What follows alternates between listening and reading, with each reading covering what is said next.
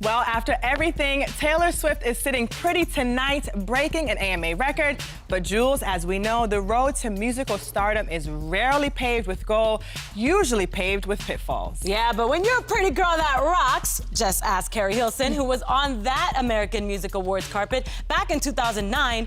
Now, her story may be different from Taylor's, but it's one you haven't heard. Here's the truth about Keri, straight from the source herself.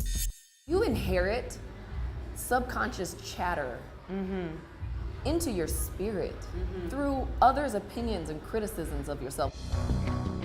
Subjected to the wrath of the internet for years, to the point that she pleaded with fans on Twitter to give her a break, Keri took a self-imposed hiatus during which she struggled with depression and anxiety, losing her love for music in the process. I was sleeping. I was not enjoying the trips or the shows or the love from the fans. In 2018, she spoke publicly about her pain during a panel on mental health. And so I told management that I need a year off. You've been very transparent with your fan base for the most part, especially with something that a lot of people don't talk about, and that is mental health. Yeah, and you're smiling, and only my family, sometimes not even them, only I can look at a picture and see that's not even my real smile. I honestly hid it. My family didn't know until a few years in. Wow. And I suffered in silence alone. Keri first hit the scene in 2006 as part of Atlanta-based collective The Clutch, through which she wrote hits for Britney Spears, Ciara, the Pussycat Dolls, and Mary J. Blige.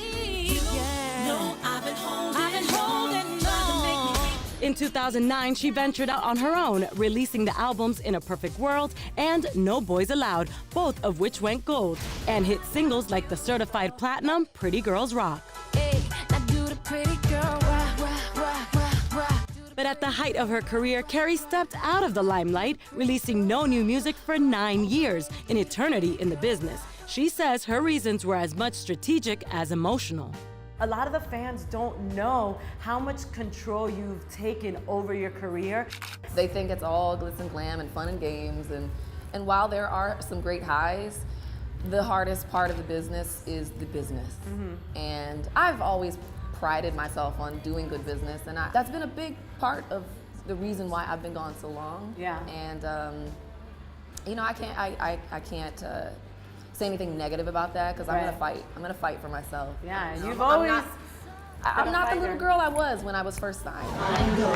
Finally, to the delight of millions of fans, Keri is back touring and on the verge of dropping a new album. It put a battery in my back of my purpose and what I'm here to do, and that I cannot stall anymore. I'm actually not stalling, but there's a piece of me that is a little fearful, and that may keep me from working as often.